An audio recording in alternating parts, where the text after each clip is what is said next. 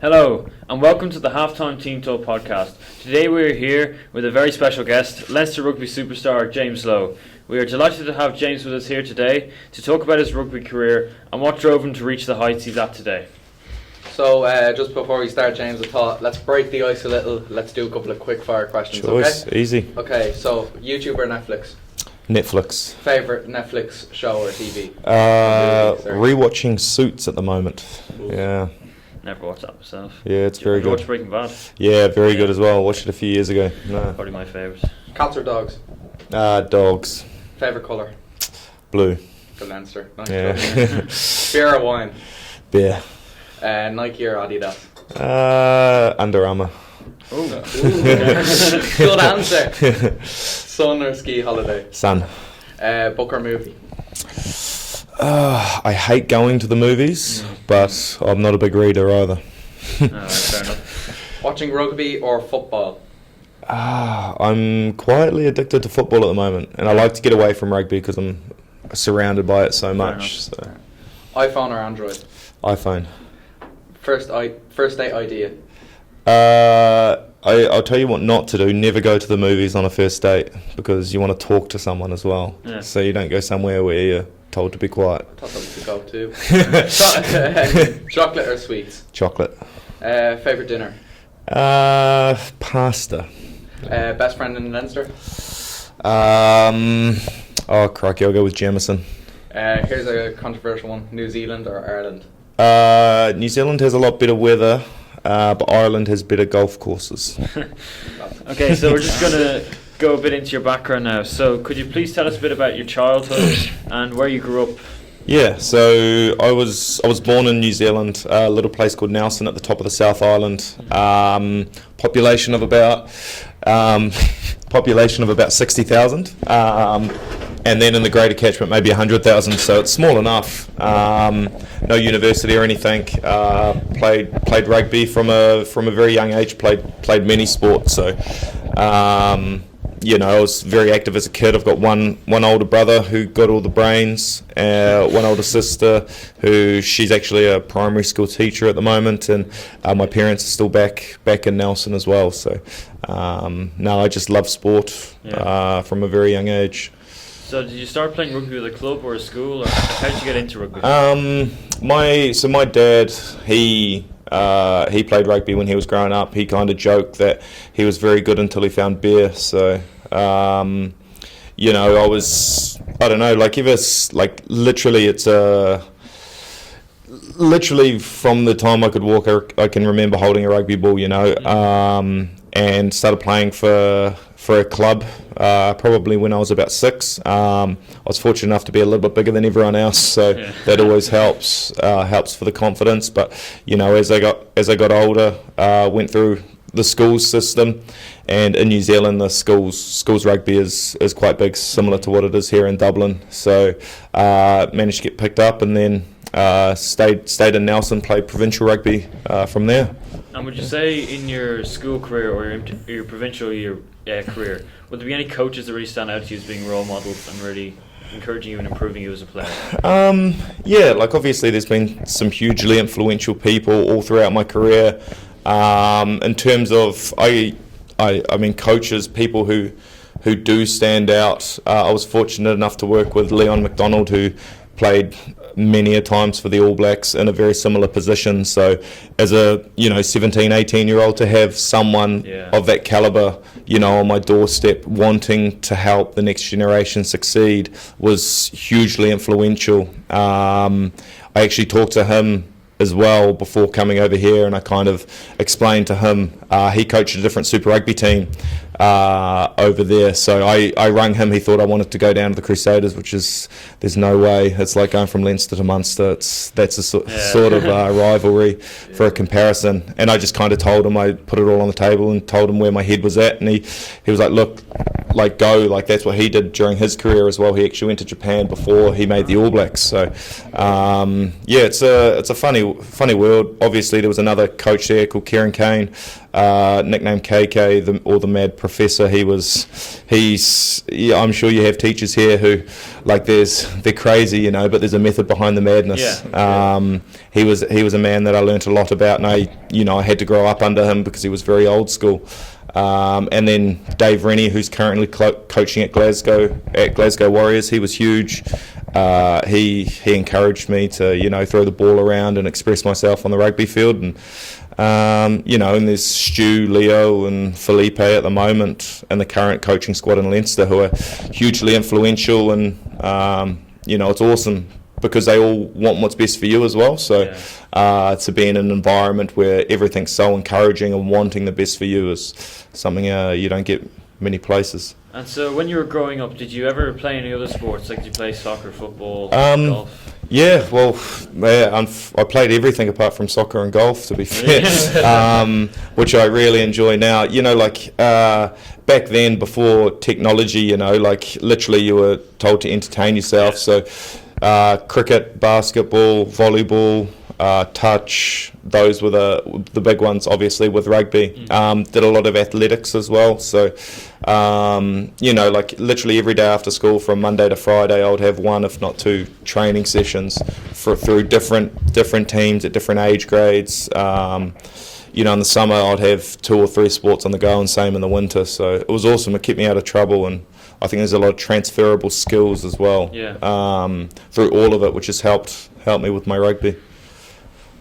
So you moved to Leinster in 2017. Was that a massive decision to make? Because you were young then. Yeah, I still am young, thank you. Of course you are. I can see it. It was huge. Imagine telling your parents you're moving to the other side of the world. I was, I think, 24 when I made this decision, maybe just turned 25. And obviously there was a lot of to and froing.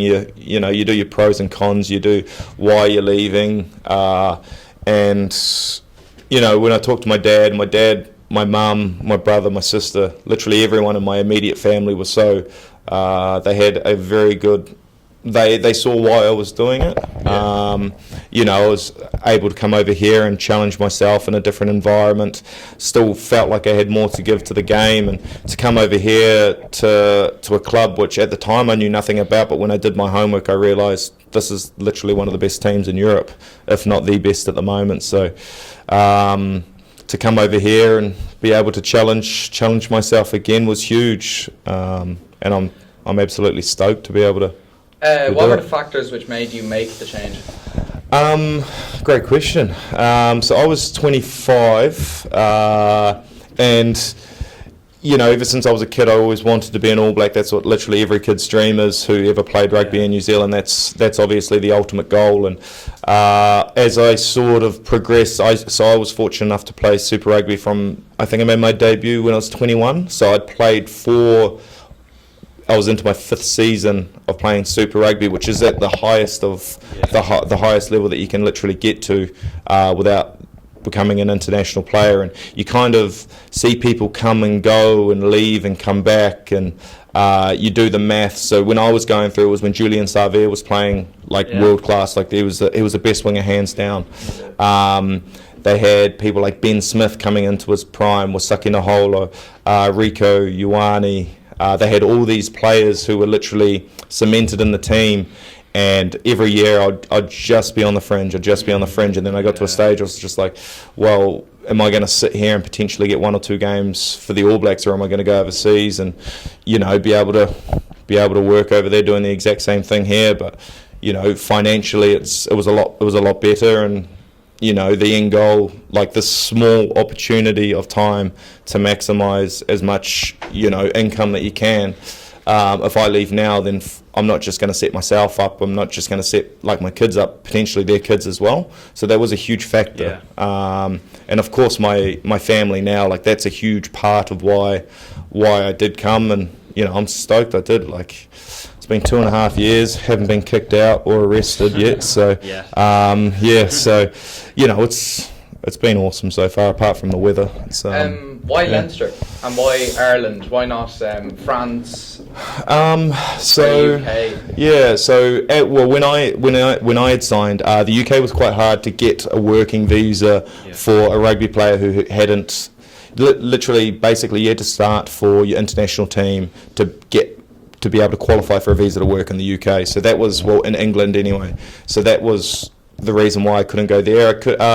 France is lovely, and the lifestyle would have been a lot different, a lot more relaxed. I probably would have put on about 10 kgs over there as well.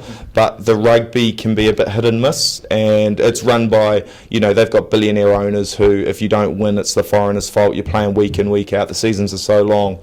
And then, weirdly enough, actually, Leo was in at the Chiefs, and he was, they kind of do it every now and then a Super Rugby coach will be over here, and they'll, they go and see Europe's facilities because they're not in the same competition, but they can learn from each other. So it's a bit of a two-way street. And I didn't know who Leo was at the time when he came in. He was this big polar bear at the he's a big man. He stands out at the back of the room, and he introduces himself, says where he is, and little did I know is that he's, within a year's time he was going to offer me a contract to come over to Leinster. And it was just, I don't know, the stars were kind of aligned. I think off the top of my head they were looking at signing Israel Dag at the start, and he ended up turning it down because he was another one in a similar position to me, who was a lot better than me in New Zealand as well. So and he said no, and they were, in a way, I wouldn't say they were desperate, but they were looking for someone immediately, and I was coming off contract, and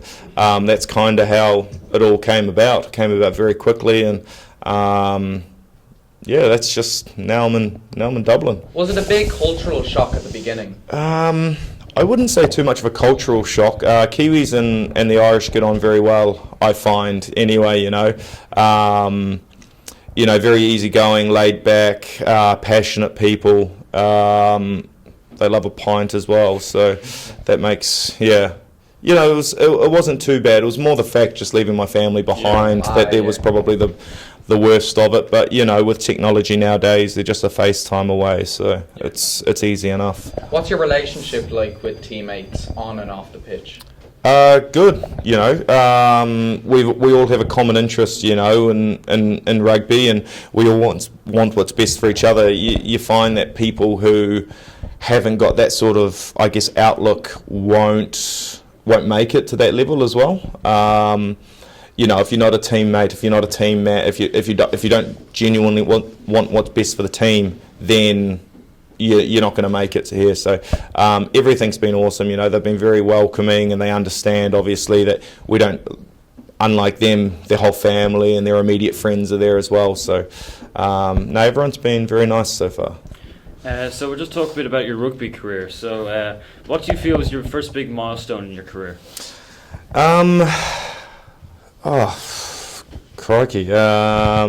I don't know, probably signing for Tasman, so that's my home province. So being able to, firstly being asked to play for them was huge, and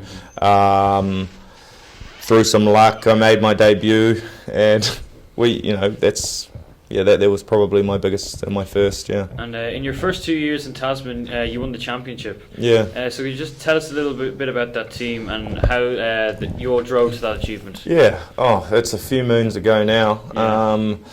It's Tasman. I mean, we're a small province that's always punched above its weight, which is something we're so proud of as well. We're a very big rugby influenced province, and the fact that the team, we try and stay very homegrown. So there's a lot of boys who are actually from the province, which you don't find many other places around New Zealand anyway. So that there you had a common interest, you had a common link to the actual province, and you wanted to perform well.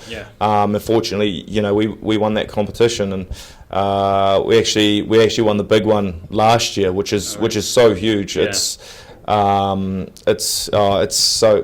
I was so proud of the boys. They were screaming at the TV at 6 a.m. in the morning. Mrs. thought there was a domestic going on downstairs, but it was awesome. So after a great spell in Tasman, you were picked up by the Chiefs.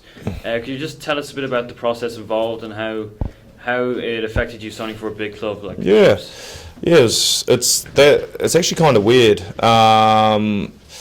At the time, so contractually, obviously, people sign for a season, they might sign for 2, they might sign for 3, and at the time, Julian Savia, who was playing in his prime, was kind of putting off his contract, so all the other provinces obviously want the big name, so he's in the same position as me, so it all came very fast as soon as Julian Savia signed for the Hurricanes at the time, so he stayed where he was, and then literally all 4 other provinces. It was scary, you know. It's almost like they had a list of people, and you start at the top and work your way down. So within the space of a week, the 4 other provinces are called, and it's kind of weird. Like you literally get flown around the country to go look at everyone, and everyone sells themselves. Everyone, oh hey, you should come here because of this. This is our facilities. This is what we want to do. This is our aim. This is our vision. This is what we believe in.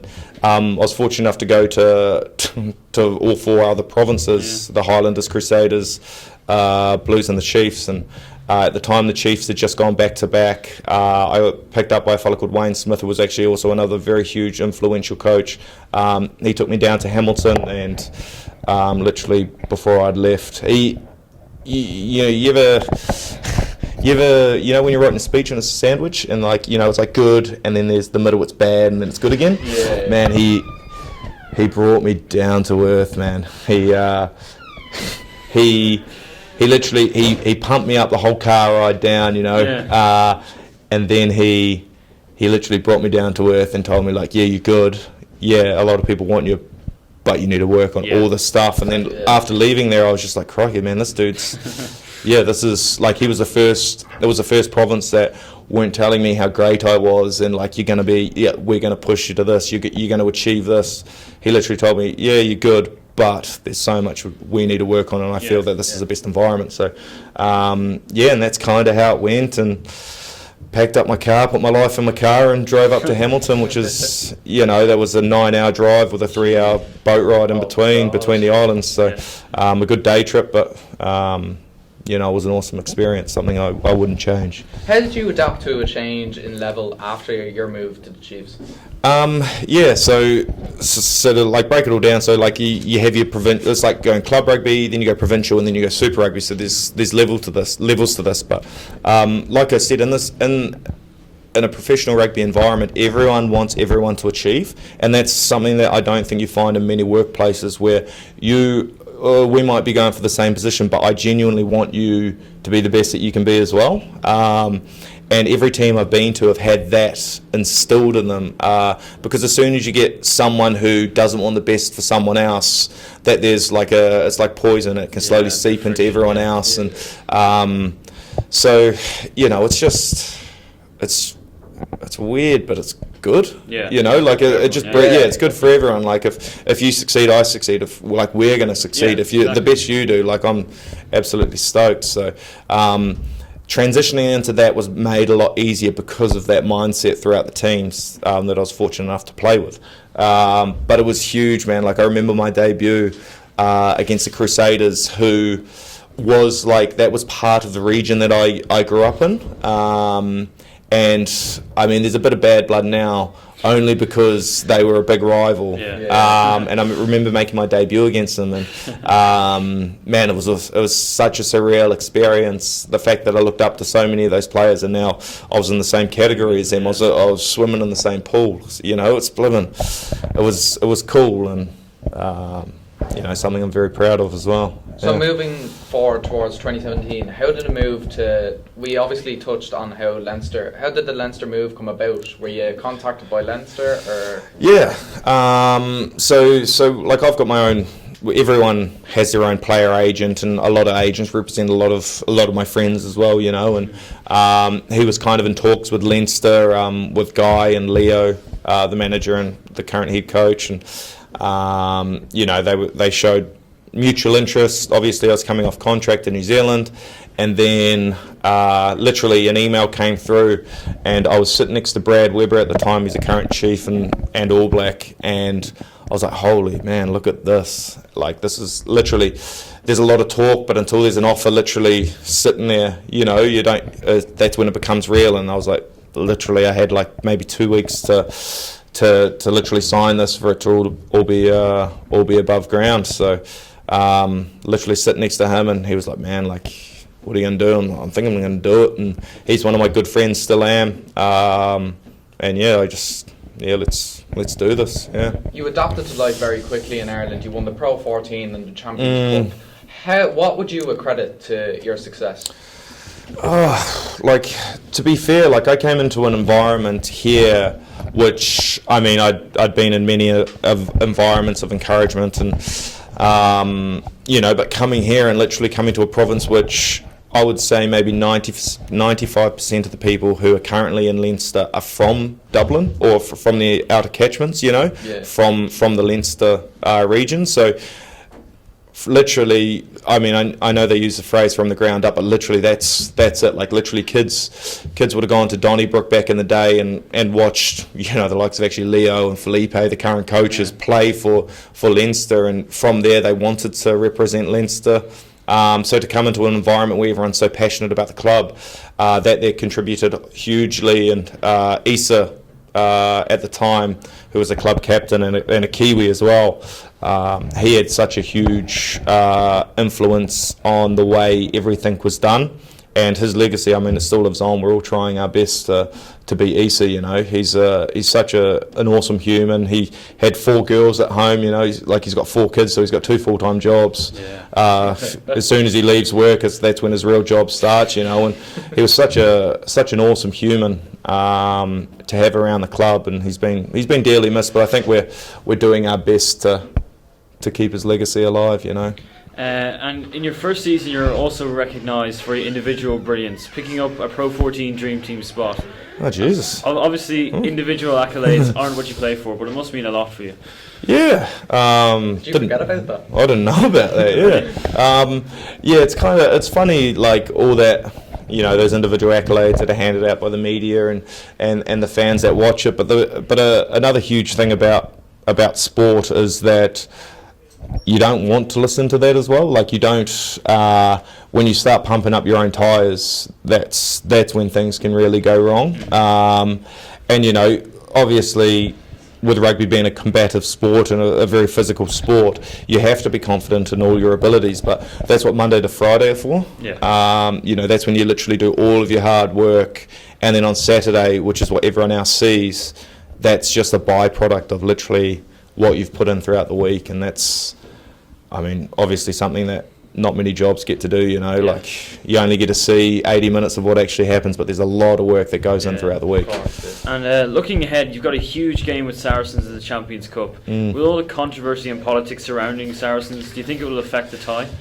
I think there's this is just a huge rivalry between the two clubs. Within the last 4 or 5 years, Leinster and Saracens have been 2 premier clubs in Europe. It's like the Man United and Liverpool. It is, yeah, 100%. This is the big derby game. This is the one that you all want to win, and on the biggest stages. And I don't think the whole, the financial trouble that they've been in is going to affect anything. There's going to be blood in that game. It's gonna. Exactly. That's just the nature of the beast. And I mean, we are really, really looking forward to it. It's without sounding too much of a doorknob, it's going to be our first proper test of the year, and something we're really, really looking forward to. Yeah. It's fair to say that this Leinster team have incredible individual talent. We cannot deny that. Is there a challenge in keeping everyone grounded and on the same page? No. Yeah, like, individually, obviously, you have to be